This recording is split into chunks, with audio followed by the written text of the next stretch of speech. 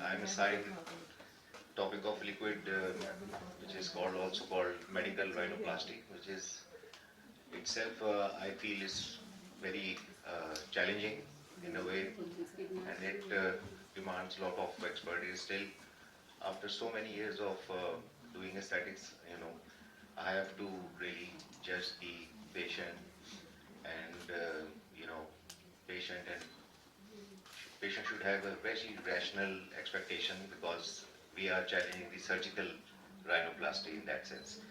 So we should have a good liaison what patient actually expects out of this procedure.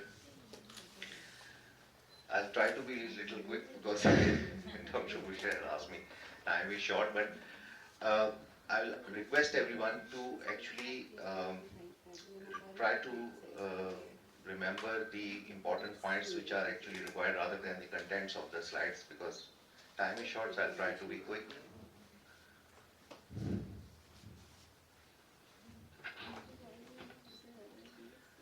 So, liquid rhinoplasty is actually a holistic approach, and we need to combine both the Botox and the fillers to get the appropriate effect. I've divided my talk actually independently three sections: the fillers, the Botox, and then we'll combine them how to make a perfect results and how to make a perfect satisfaction out of the patient. This is few of the statistics. Then in year 2020, almost 852,000 procedures were performed regarding liquid rhinoplasty, and in the last decade there is 50% increase from non-surgical tools, from surgical to non-surgical rhinoplasty.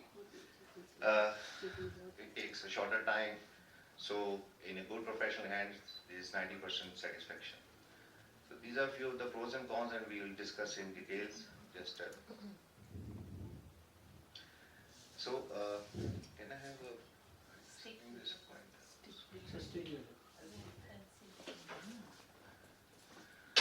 So obviously, we all know it's temporary, reversible, and cost-effective as compared to surgical rhinoplasty with minimal downtime, quick procedure, no incision, no side effects of anesthesia, and it provides natural-looking results.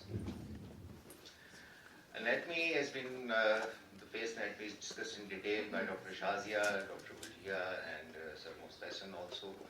But because I'm working and my topic is medical rhinoplasty, so I'll try to focus on the nasal part, which is very important, and you should all keep in mind because I most of the time rehearse before doing it something because this is one of the most important danger area which we face, and we need to be very, very, very precise with anatomy also.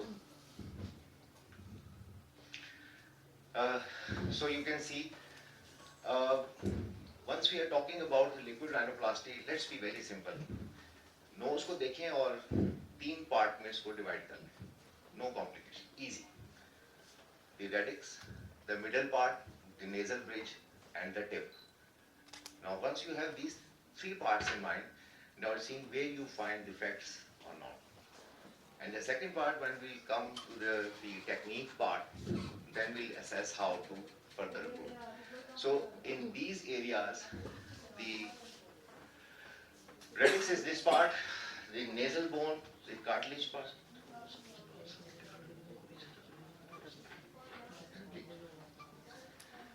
And this is the crura which are talking about the nasal tip. So this is very important, the lateral part, the middle part, and the medial crura. So this is important. Then the columellar part, and coming on to the philtrum and all that. Then the ala nasal, obviously the cartilage part, the alar cartilage. So this is something which you need to keep in mind once we are talking about the medical rhinoplasty.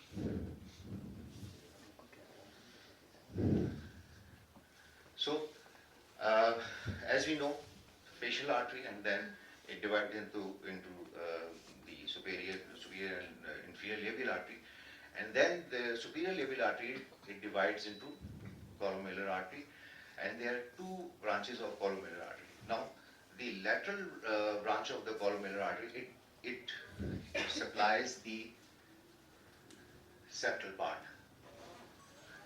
And in the columellar area, the columellar artery, mostly it runs in the middle of the, in between the two medial canuli. So that is something which you can, really play with in these areas with the filler or with any other procedure. So here you can see the columellar is on two sides and the central part is relatively safer. There are alterations, but this is something if we are doing procedure in the columellar part. And this is something which is the branch of the facial artery, and then it divides into the lateral nasal artery, and then there is a marginal branch which is very superficial on the ala. So please remember this in coming part of the lecture. It has got its importance if we try to avoid the necrosis of the alar cartilage.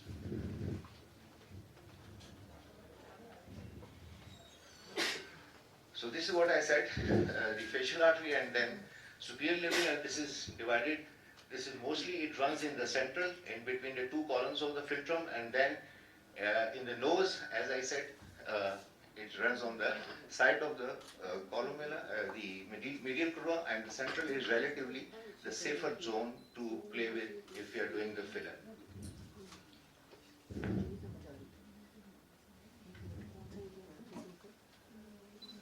कोई point अगर आपने lateral nasal branch? हाँ जी, last में जो आपने बताया बिल्कुल, sorry वो देखिए ये फेशियल आर्टरी है, and then it divided into superior labia, और यहाँ से columellar artery में डिवाइड होगी. So this is a philtrum part जिसमें कि मोस्टली जो है ये सेंट्रल में मूव करती है. सो आप कॉलम में अगर आपने फिल करना, जो हम आगे टेक्निक में करेंगे, और उसके बाद जब ये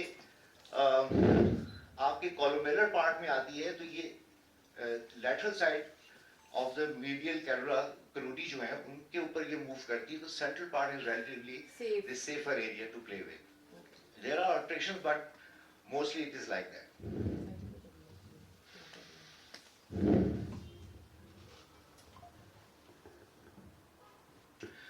So key danger zone, obviously we are dealing with dorsal nasal artery, which is branch of the ophthalmic artery, the anterior carotid system.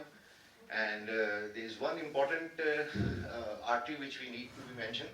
Mostly we discuss dorsal nasal artery, right? But there is a radix artery which is actually crossing the two dorsal nasal arteries. And the point of almost this vessel, which is not very precise, but in between the two inner canthi of the eye, inner canthus, if we go just like 3 millimeter above that, mostly it runs in that area. So we have very small area to play if we are filling the radix part of the nose in that. How to avoid in a professional hand? Thank God, complications are less than 1%, but personally I don't agree with these figures. They vary in different reports. It varies. So to me, this diagram is important, which I keep in mind. You know, if we inject somewhere in the marginal branch of the lateral nasal artery, it causes sometimes necrosis of this area. So this is important. We should keep in mind if we are going too superficial here while injecting the filler. So हर चीज़ की obviously limitations होती हैं. If we know, सबसे पहले हमें limitations पता होनी चाहिए. Easy कि जब आपके पास rhinoplasty के लिए आया, तो सबसे पहले जैसे हमने डिस्कस किया कि उसकी expectation क्या है. दूसरे ये कि उसमें कोई major bony defect ना हो या कोई accidental injury ना हो जिसको हम बहुत ज़्यादा correct नहीं कर सकते.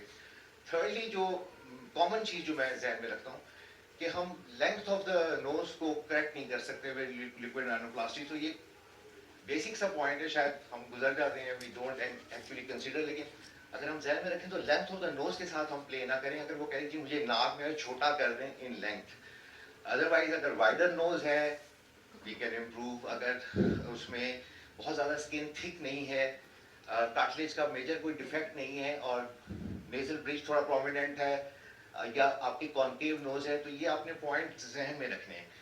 दूसरा जो मैं स्ट्रेस करने, जो चीज़ मैं अभी टेक्निक्स में आगे जिक्र करूंगा, तो आपने उसको एनालिसिस उसका ओवरऑल फेस का भी करना है.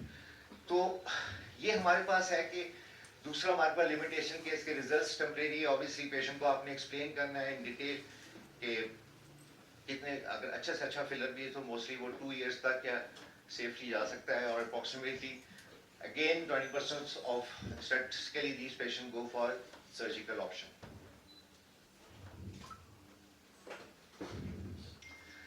So हमारे पास आइडियल कैंडिडेट क्या होगा?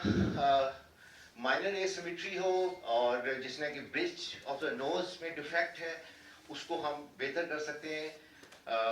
उसके बाद माइल्ड टू मॉडरेट डंप इसके ऊपर हम्प्स हो और स्लाइट नेजल टिप ड्रूप हो, मेजर ना हो उसमें drupe because of any injury or any connective tissue defect, और बहुत सी कॉन्ट्राइंडिकेशन मेजर, लेकिन कोई ऑटोइम्यून डिजीज, कोई प्रेगनेंसी, कोई ब्लीडिंग प्रोफाइल डिस्टर्बेंस है, और वेरी इंपॉर्टेंट जो हमारे हर एस्थेटिक्स में इंपॉर्टेंट है, अनरियलिस्टिक एक्सपेक्टेशन है पेशेंट की, तो वी शुड लर्न टू से no in that case.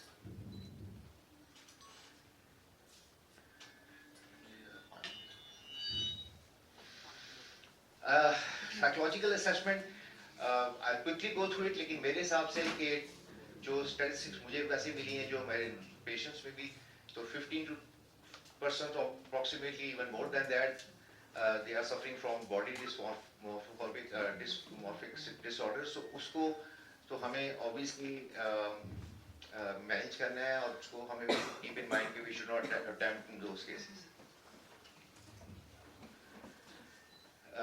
Doctor Nabila ने बहुत अच्छा इसमें डिटेल बता दिया, लेकिन इसमें बस हम थोड़ा सा मेजर डिफरेंस टेक्निक में हम इसका दोबारा जिक्र करेंगे। एक हाइड्रोनिक है या इधर we are playing for semi permanent और permanent filler, what are the indications?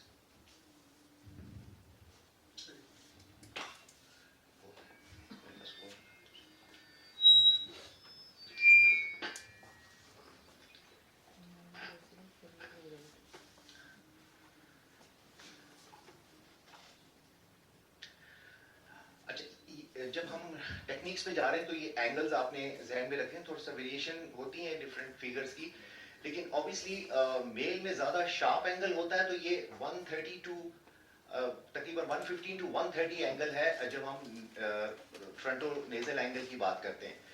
इसलिए जब आप फिलर कर रहे हो तो आपने थोड़ा जहन में जो सबसे पहली बात कि आप किस जेंडर को एड्रेस कर रहे हैं, मेल है फीमेल है, तो इसमें थोड़ा सा शार्पर होता है, इसमें थोड़ा सा स्मूथ कर्वेचर होता है, so it can go up to like 140 degree. तो हम यहाँ ओवर अटेम्प्ट मत करें फिलर को कि वो एंगल जो है वो बहुत ज्यादा एक्यूट हो जाए। तो ये एंगल दोनों के आपने जेंडर्स में जरा रिलेटिवली डिफरेंस रखना है। अच्छा, अब ये स्ट्रिक्टली भी हमने फॉलो करना है मेल फीमेल, लेकिन फिर हम कंपैरिजन जब एज पे आएगा तो then we compare according to the age. 50 years old male, 50 years old female, तो क्या है फिर फेस टाइप क्या है, कितना वो चबी है या बहुत लीन फेस है, लॉस ऑफ फैट है जो हम सारा जिक्र कर सके कि लॉस ऑफ डीप फैट है, वॉल्यूम सुपरफिशियल फैट है, तो उसके मुताबिक फिर नोज की जो फिलर की क्वांटिटी होगी वो डिफाइन होगी। तो इन एंगल्स को थोड़ा सा ये लेस शार्पर है और ये एंगल 150 टू 130 और वहां तकरीबन 130 टू 140 डिग्री। अब इसी तरह लिक्विड राइनोप्लास्टी में फिर यहाँ मेल फीमेल का, तो ये अप्रॉक्सीमेटली 110 तक जा सकता है, 100 110 इज एक्सेप्टेबल, और यहाँ जो है यहाँ एंगल थोड़ा सा फीमेल्स में ऑब्वियसली फिर लेस शार्पर होगा, तो ये तकरीबन कोई अराउंड 110 टू 120 डिग्री। तो इसमें भी हमने देखना है कि हम ज़्यादा यहाँ करेक्शन फिल्ट्रम की ना करें अंटिल ओल्ड एज के साथ रिसेशन हुई हो फिल्ट्रम की, तो वो करेंगे। तो वहाँ पे जब हम लिक्विड राइनोप्लास्टी में थोड़ा सा नेजल लिफ्ट की बात कर रहे होंगे, तो जो कि अभी तो उसमें फिर हमें हेल्प आउट करेगा कि इन एंगल्स को हमने नेजो लेबियल एंगल को कैसे हैंडल करना है या उसके ऊपर कैसे फोकस करना है।